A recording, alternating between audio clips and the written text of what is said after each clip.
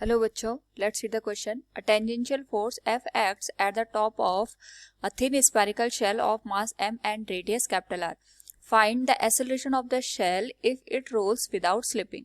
Here we have given four options. Now, to answer this question, first we will discuss here the key concept, and here the key concept is pure rolling.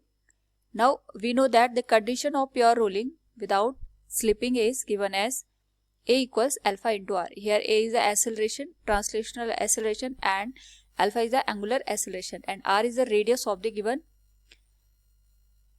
surface और object.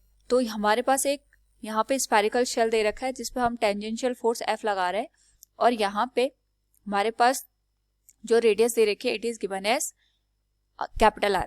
Now यहाँ पे we can से जो हमारे पास surface है और जो object है इसके बीच में जो फ्रिक्शनल फोर्स है, late assume it is acting in the left hand side direction. ये हम मान के चल रहे हैं, इस पे हम जो फ्रिक्शन लगा रहे हैं वो लेफ्ट हैंड साइड डायरेक्शन में लग रहा है.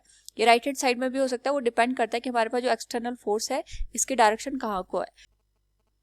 नाउ यहाँ पे हमें एक्सेलरेशन की वैल्यू फाइंड आउट करनी है, जबकि हमारे पास जो सिस्टम है या जो स्फेरिकल शेल है इट इज मूविंग और रोलिंग विदाउट स्लिपिंग. तो इसके लिए सबसे पहले हम यहाँ पे एक्सिस ऑफ रोटेशन कंसिडर करते हैं, और यहाँ पे जो एक्सिस ऑफ रोटेशन है ये हम यहाँ पे ओ पॉइंट पे अज्यूम करते हैं जहाँ पे कांटेक्ट हो रहा है between the spherical shell and the ground. तो इसके करस्पॉन्डिंग अगर हम यहाँ पे देखें जो टॉर्क की वैल्यू होगी, we can say torque about point O. Now यहाँ पे दो फोर्सेस काम कर रहे हैं, एक तो फ्रिक्शनल फोर्स, दूसरा टेंजेंशियल फोर्स. क्योंकि हमने axis of rotation contact point को ही माना है, तो जो फ्रिक्शनल फोर्स के थ्रू टॉर्क आएगा वो हमारे पास जीरो हो जाएगा. केवल जो फोर्स आएगा for the calculation of the torque वो टेंजेंशियल फोर्स F हम यहाँ पे कंसिडर करके चलेंगे. So we can say torque can be given as force into perpendicular distance. और अगर हम यहाँ पे एक्सिस की जिसके करस्पॉन्डिंग हम टॉर्क निकाल रहे हैं उसकी डिस्टेंस देखें तो यहाँ से यहाँ r है, तो ये टोटल डिस्टेंस हमारे पास यहाँ पे 2r के बराबर आ गई. Force into perpendicular distance that will be given as 2 into r. और टॉर्क को हम यहाँ पे moment of inertia multiplied with angular acceleration से भी रिप्रेजेंट करते हैं. सो जो होल इक्वेशन होगी टॉर्क की, it can be written as force into perpendicular distance will be equal to I into alpha. Alpha हमारे पास यहाँ पे एंगुलर एक्सेलरेशन है. सो क्योंकि हमें यहाँ पे ट्रांसलेशनल एक्सेलरेशन की वैल्यू फाइंड आउट करनी है, and for pure rolling we know that कि हमारे पास जो ए की वैल्यू होती है it is given as alpha into R. तो जो इक्वेशन बन जाएगी हमारे पास it will be 2 into F into R will be given as I into alpha को हम लिख सकते हैं ए बाई आर के.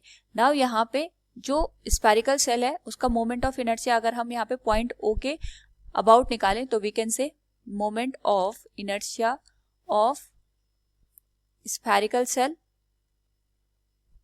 About point O.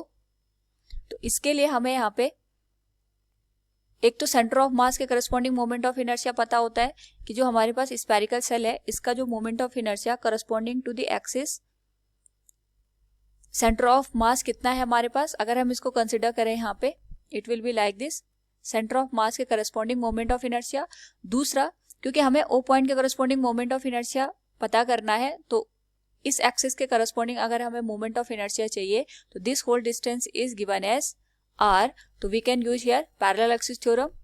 तो जो टोटल मोमेंट ऑफ इनर्शिया आएगा ये आएगा हमारे पास एक तो moment of inertia corresponding to the centre of mass plus total mass हमारे पास m के बराबर है, और डिस्टेंस बिटवीन द एक्सिस जो हमारे पास ओ पॉइंट और सेंटर ऑफ मास के बीच की डिस्टेंस है that is given as r.